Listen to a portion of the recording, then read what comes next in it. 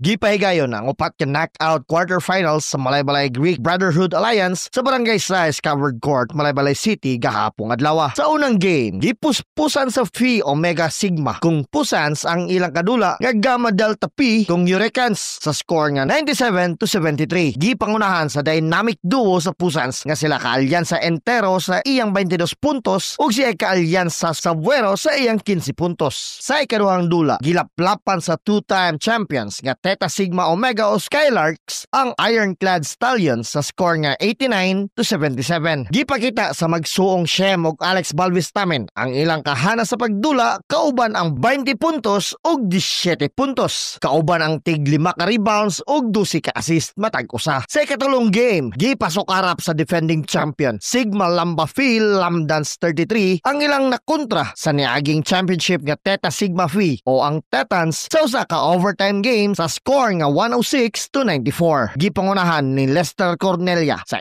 iyang mala Stephen Curry nga kamot ang 51 puntos, 6 ka rebounds ug 6 ka assist. Sa pinakaulahing dula, gipahapa sa Gamma Phi Omicron kon gapo ang Tyrogene P o Tyronian sa score nga 126-86. Gimasahe sa dynamic duo sa gapo nga si Kaalyansa Hansol sa iyang 35 puntos ug Madronero sa iyang 21 puntos. Karong umaabot nga Sabado, Nobyembre 29, ipahigayon ang semifinals game sa Clash of Legends ug open category sa Grima Subdivision Covered Court. Mga katropa, aron healthy to everyday, mag-Sansun Vitamin C so our body will be okay. Alang sa nagkayusang Pilipino para sa Pilipinas, nanukad diri sa XFM Bukidnon, kini inyong katropang si Jao Pagutayaw, XFM News.